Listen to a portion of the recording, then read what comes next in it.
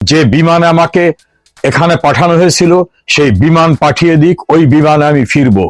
বাংলাদেশের সাবেক প্রধানমন্ত্রী শেখ হাসিনার দেশে ফেরা নিয়ে বাংলাদেশের দৈনিক মানবজমিন, ইত্তেফাক সহ বেশ কয়েকটি গণমাধ্যমে সংবাদ প্রকাশিত হয়েছে।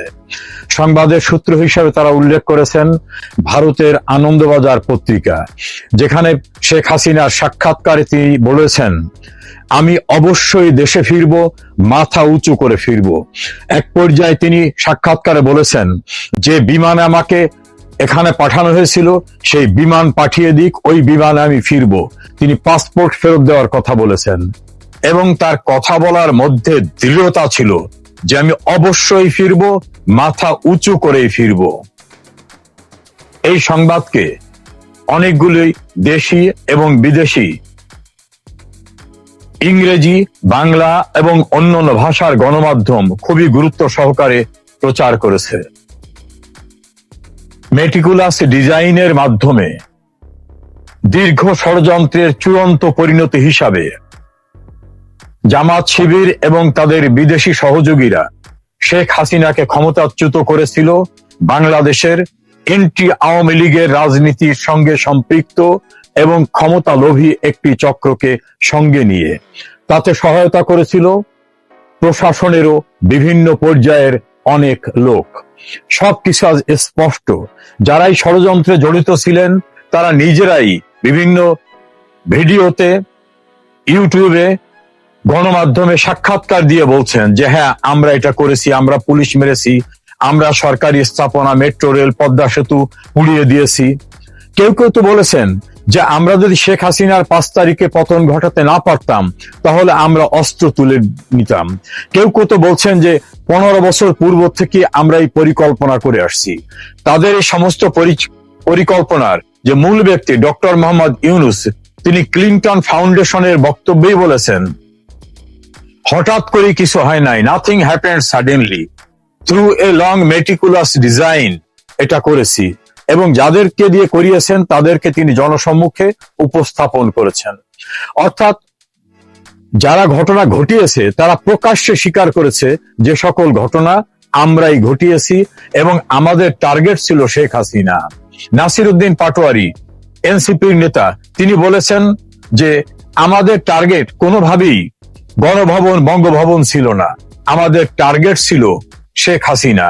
তাদের আর এক নেতা মাসুদ, তিনি বলেছেন আমাদের টার্গেট ছিল শেখ হাসিনা। অর্থাৎ শেখ হাসিনাকে হত্যা করে তারা মুক্তিযুদ্ধের বাংলাদেশকে ধ্বংস করার যে সুপরিকল্পিত ষড়যন্ত্র ছিল, সেই ষড়যন্ত্র থেকে শেখ হাসিনা এবং বঙ্গবন্ধুর কনিষ্ঠ কন্যা শেখ রেহানা আল্লাহর অশেষ রহমতে রক্ষা পেয়েছেন। ইতোপূর্বেও অন্তত 19 বার হত্যা চেষ্টা থেকে আল্লাহ তাকে রক্ষা করেছেন। সর্বশেষ 2004 সালের 21 আগস্ট যে রাষ্ট্রীয় পৃষ্ঠপোষকতায় ভয়াবহ গ্রেনেড নিক্ষেপ করা হলো, সেদিন তার বেঁচে থাকার কথা ছিল না, সেদিনও তিনি বেঁচে গেছেন। 1975 সনের 15 আগস্ট সৌভাগ্যক্রমে বঙ্গবন্ধুর কন্যা শেখ হাসিনা এবং শেখ রেহানা দেশের বাইরে থাকার কারণে তারা বেঁচে ছিলেন। আমি যে কথাটা খুব স্পষ্টভাবে বলি, আমি খুব কাছের থেকে শেখ হাসিনাকে দেখেছি এবং তার সম্পর্কে জানি। তিনি যা বলেন তিনি সেটা করে ছাড়েন। তিনি যখন যুদ্ধ অপরাধীদের বিচারের প্রক্রিয়া নিয়ে আলোচনা করছিলেন, অনেকেই, এমনকি তার দল এবং শুভাকাঙ্ক্ষীদের অনেকেও কিন্তু এই সাহস নেওয়া ঠিক হবে কিনা তাকে শঙ্কিত করেছিলেন। বলেছিলেন যুদ্ধ অপরাধীরা দেশের ভিতরে সুপ্রতিষ্ঠিত, রাজনীতিতে প্রতিষ্ঠিত, কেউ কেউ মন্ত্রী হয়েছেন, রাজনৈতিক নেতা হয়েছেন, কারো ব্যাংক, বিমা, শিক্ষা প্রতিষ্ঠান হয়েছে, দেশের বাইরে তাদের বিশাল প্রভাব রয়েছে। শেখ হাসিনা বলেছিলেন আমি বিচার করব। বঙ্গবন্ধুর খুনিরা ইনডেমনিটি অর্ডিন্যান্সকে পার্লামেন্টে পাশ করাবার ভিতর থেকে দাম্ভিকতা সৃষ্টি করে বলেছিলেন কেউ আমাদের কিছু করতে পারবে না। সেই দাম্ভিকতাও কিন্তু শেখ হাসিনা চূর্ণ করেছিলেন। পদ্মা সেতু তৈরির সময় তার পক্ষে কেউই ছিলেন না। কোথা থেকে টাকা আসবে? বিশ্বব্যাংক বন্ধ করে দিল। এমনকি তার ক্যাবিনেট এবং অন্যান্যরাও তো সংশয় প্রকাশ করেছিলেন। শেখ হাসিনা বলেছিলেন যে আমি তার সিদ্ধান্ত নেই, আমি সেটা করি। শেখ হাসিনা কিন্তু করে ছেড়েছেন। বাংলাদেশে মেট্রো রেল হবে কেউ স্বপ্নে ভেবেছিল? শেখ হাসিনা সিদ্ধান্ত নিয়েছিলেন, তিনি সেটা করে ছেড়েছেন। কর্ণফুলী নদীর নিচ থেকে টানেল হবে, এটা বাংলাদেশে এত সরকার এসেছে, এত রাষ্ট্রপতি এসেছে, প্রধানমন্ত্রী এসেছে, কেউ ভেবেছিলেন? শেখ হাসিনা ভেবেছিলেন, তিনি করেছেন। প্রতিটি গ্রামে বিদ্যুৎ পৌঁছাবে, এটা অসম্ভব। বর্তমান প্রধানমন্ত্রী তার পূর্বের একটা ইন্টারভিউতে বলেছিলেন যে দোকানে, শপে, গ্রামে সর্বত্র বিদ্যুৎ দেওয়া সম্ভব না। শেখ হাসিনা বলেছিলেন যে আমি সর্বত্র বিদ্যুৎ দেব, প্রতিটি গ্রামকে বিদ্যুতায়িত তিনি করে ছেড়েছেন। তথ্য প্রযুক্তি, প্রতিটি গ্রামে, একেবারে প্রত্যন্ত অঞ্চলেও তিনি ইন্টারনেট পৌঁছে দিয়েছেন। একটা লোক গৃহহীন থাকবে না, তার এই সংকল্প তিনি বাস্তবায়ন করেছেন। সকল মানুষের জন্য, গৃহহীনদের জন্য সরকারি ভূমিতে, সরকারি টাকায় গৃহ নির্মাণ করে, দলিল করে দিয়ে, তাদের মালিকানা নিশ্চিত করে দিয়ে। তিনি বলেছিলেন কৃষকের জন্য ব্যাংক অ্যাকাউন্ট থাকবে, 10 টাকায় ব্যাংক অ্যাকাউন্ট। শুধু তাই নয়, কোন রকম বন্ধক ছাড়া তারা লোন পাবে, তিনি সেটা করে দেখিয়েছিলেন। এটাই শেখ হাসিনা। তিনি তখন বলেছেন আমি দেশে ফিরবই। শেখ হাসিনার দেশে ফেরা নিশ্চিত, যে কোনো সময় তিনি দেশে ফিরবেন।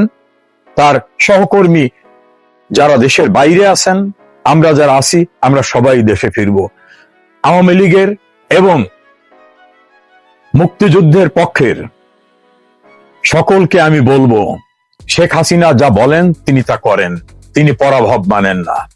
2004-এর 21 আগস্টের পরে ওই মৃত্যুর বিভীষিকার ভিতর থেকে কোনোভাবে বেঁচে যাওয়ার পরে, যখন 2007 সালের কেয়ারটেকার সরকার বানোয়াট মামলায় তাকে গ্রেপ্তার করলেন, আমি সেই সময় তার অন্যতম আইনজীবী ছিলাম। তার কিছু আত্মীয় স্বজন দেখা করতে এসে তাকে বলেছিলেন রাজনীতি ছেড়ে দিতে।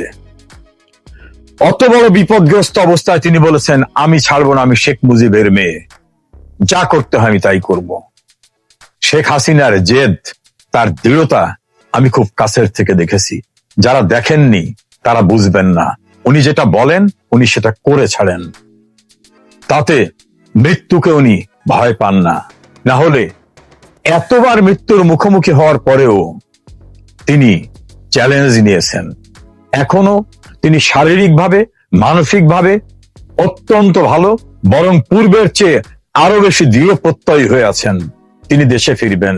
আমার বিশ্বাস তার সার্বক্ষণিক সঙ্গী বঙ্গবন্ধুর কনিষ্ঠ কন্যা শেখ রেহানা এবং বঙ্গবন্ধুর উত্তরসূরিরা সবাই দেশে ফিরবে, আমরা সবাই দেশে ফিরব ইনশাআল্লাহ। সেদিন খুব দূরে নয়।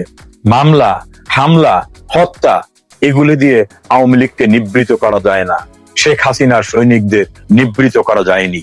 যেমন ভাবে ফাঁসির হুকুম দেবার পরেও বঙ্গবন্ধু বলেছিলেন আমার একটি চাওয়া আছে, আমার ফাঁসি কার্যকর হলে আমার লাশটি আমার প্রিয় জন্মভূমিতে পাঠিয়ে দিও।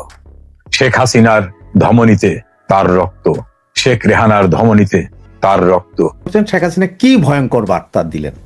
জি ভাই, শেখ হাসিনা একটা ভয়ঙ্কর বার্তা দিয়েছেন। তবে এই বার্তার মধ্যে তার আগে আমি বলবো যে বার্তা দেওয়ার পেছনে, আগে এবং পেছনে সব জায়গায় আপনার সহায়ক ভূমিকা পালন করেছে আমাদের তৃণমূল কর্মী ভাই বোনেরা। মানে আমাদের নেত্রী, জননেত্রী শেখ হাসিনা, তিনি বুঝতে পেরেছেন যে তার ভাইয়েরা, তার সন্তানরা, তার সহযোদ্ধারা কেউ শেখ হাসিনা বিহীন আওয়ামী লীগ চায় না, কেউ শেখ হাসিনা বিহীন বাংলাদেশ চায় না। আর যার কারণে তৃণমূল যে কর্মী সমর্থক ভাই বোন আছেন, তারা বুক চিতিয়ে রাস্তায় সেনাবাহিনী, পুলিশ, বিডিআর, র্যাব, সরকারের সমস্ত যন্ত্রকে উপেক্ষা করে মিছিল, মিটিং করে যাচ্ছেন। এটাতেই আমাদের নেত্রীকে আরো বেশি সাহসী করে তুলছে। কারণ হচ্ছে আমাদের নেত্রী সঠিকভাবেই নির্ধারণ করতে পারছেন, বুঝতে পারছেন যে দেশ নেত্রীকে চায়। এই দেশ, এই বাংলাদেশ জননেত্রী শেখ হাসিনার হাতেই নিরাপদ। এই দেশের জনগণ শেখ হাসিনার হাতেই নিরাপদ। এই দেশটা, পুরো দেশটা, সবকিছুই শেখ হাসিনার হাতে নিরাপদ। সেইটা যেমন আমার নেত্রী জানেন, তেমন আমাদের তৃণমূল কর্মীবৃন্দ জানেন। সুতরাং আপনাদের সবাইকে আমি আমার আন্তরিক অভিনন্দন এবং স্যালুট জানাই। আমরা যারা বিদেশে বসে আছি, আমরা লম্বা লম্বা কথা বলছি, এটা ভাই আমি অস্বীকার করতে রাজি নেই। আমরা বলছি, আমরা বলতেই থাকবো এভাবে, কিন্তু মূল কাজটা করছেন আমাদের তৃণমূলের ভাই বোনরা, আমাদের তৃণমূলের কর্মীরা। আপনারা ভাই বাংলাদেশের বীর। 71-এ যেমন মুক্তিযোদ্ধারা এসে দেশ স্বাধীন করে দিয়েছিলেন, আপনারাও সেম, তা আপনাদের প্রতি সশস্ত্র কৃতজ্ঞ এবং সম্মান জানাই। তো আসুন যে শেখ হাসিনা কি বার্তাটা দিলেন। আজকে হিন্দুস্তান টাইমসে একটি আর্টিকেল একটা বিশাল নিউজ ছাপা হয়েছে, যেটা সারা বিশ্বে আলোড়ন তৈরি করছে, অলরেডি বিভিন্ন জায়গায় আলোচনা হচ্ছে।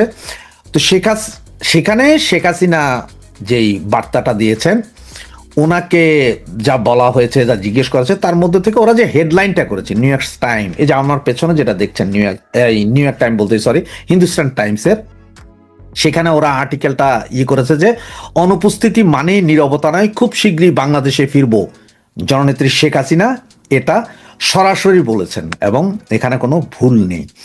তো পুরো আর্টিকেলটা বিশাল বড়, এটা বাংলায় পুরোটা করে বা বললে এটা প্রায় আধা ঘন্টার উপরে লাগবে।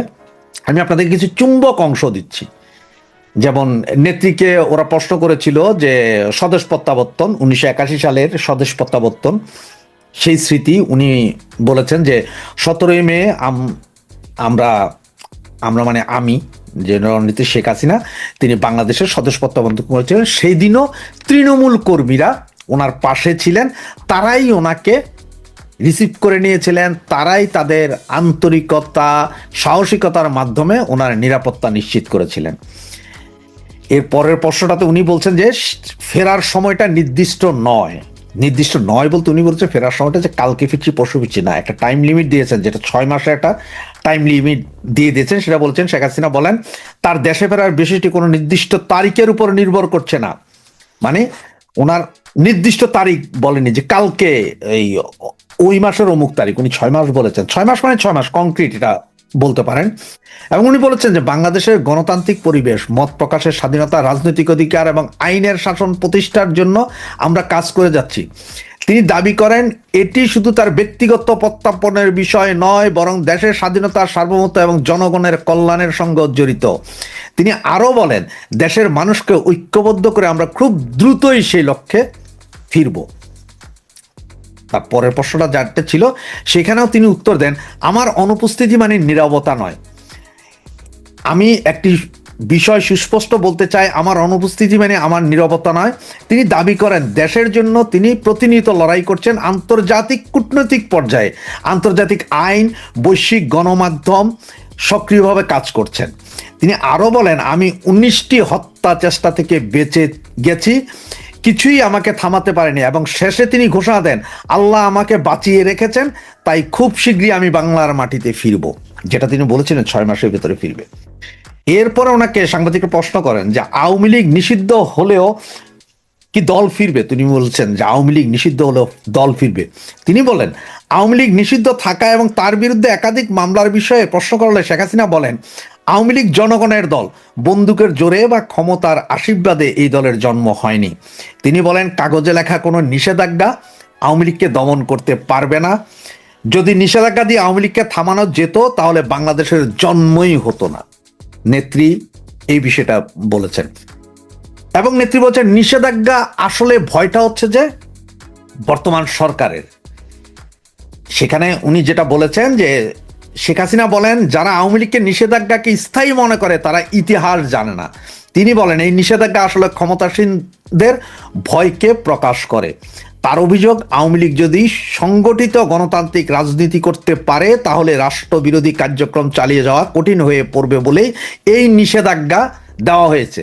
তিনি দাবি করেন এখনো লক্ষ লক্ষ সমর্থক, হাজার হাজার নেতাকর্মী বাংলাদেশে আছেন যারা হামলা, মামলা, বড় নির্যাতনের মধ্যে ঐক্যবদ্ধ আছেন। যেটা আমি প্রথমেই বলেছি যে ওনার প্রথম শক্তি হচ্ছে যে তৃণমূল বলতে সমস্ত তৃণমূল যারা এই মুহূর্তে হামলা, মামলা, হত্যা, নির্যাতন, বাবা মা হারা হয়ে এখনো জননেত্রী শেখ হাসিনার জন্য লড়াই চালিয়ে যাচ্ছেন, তাদের শক্তি, ওনার শক্তি। আমি প্রথমে যে কথাটা বলেছিলাম উনি সেম সেই কথাটাই বলেছেন। এবং সর্বশেষ ওনাকে যে প্রশ্নটা করা হচ্ছে মাইনাস আওয়ামী লীগ বিষয়ে, উনি যা বলেছেন সেটা হচ্ছে যে দলের কিছু নেতা শেখ হাসিনাবিহীন আওয়ামী লীগ গ্রহণযোগ্য হতে পারে বলে মন্তব্য করেছেন। সেই বিষয়ে তিনি বলেন সাংবাদিকদের প্রশ্ন ছিল যে দলের কিছু নেতা শেখ হাসিনাবিহীন আওয়ামী লীগ গ্রহণযোগ্য হতে পারে বলে মন্তব্য করেছেন। সেই ব্যাপারটা তিনি বলেন দলের আদর্শিক কর্মীরাই নেতৃত্ব নির্বাচন করবেন এবং দল সংস্কার বা সমন্বয় একটি চলমান প্রক্রিয়া। তিনি আরো বলেন আওয়ামী লীগের সঙ্গে কিছু যুক্ত কিছু ব্যক্তির বিরুদ্ধে অভিযোগ উঠতে পারে, কিন্তু দল কখনো অন্যায়কে প্রশ্রয় দেয়নি। তার মানে আওয়ামী লীগের কিছু নেতা যদিও চান, কিন্তু তৃণমূল কর্মীরা বা আম জনগণ যাকে বলি, তারা কখনো অন্যায় করেনি, তারা কখনো অন্যায়কে প্রশ্রয় দেয়। তারাই সিদ্ধান্ত নিবে আওয়ামী লীগ কে চালাবে। সুতরাং পুরো এটা আপনারা যদি চান তাহলে হিন্দুস্তান টাইমসে আপনারা জাস্ট গুগলে লিখতে পারেন শেখ হাসিনা উইথ হিন্দুস্তান টাইমস, পুরো আর্টিকেলটা ইংলিশে পাবেন, সেটা বাংলায় ট্রান্সলেট করে দেখতে পারেন। এছাড়াও হয়তো অন্যান্য অনেক পত্রিকা এই মুহূর্তে চলেও আসতে পারে, সেইখান থেকে আপনারা দেখে নিতে পারেন এবং এটা পড়ে নিতে পারেন। সুতরাং আমরা সকলে ঐক্যবদ্ধ হওয়া দরকার। নেত্রী যেটা বলছেন যে আমাদের ঐক্যবদ্ধ শক্তি সবকিছু করে দিবে। আমরা আরো যত বেশি সুসংগঠিত হব, যত বেশি ঐক্যবদ্ধ হব, তত বেশি আমরা শেখ হাসিনাকে 6 মাস আগেই বাংলাদেশে প্রত্যাবর্তন করানোর শক্তি এবং সাহস রাখি। এই বিশ্বাস আমার যেমন আছে, নেত্রীর আছে, এই বিশ্বাস তৃণমূল কর্মীদেরও আছে।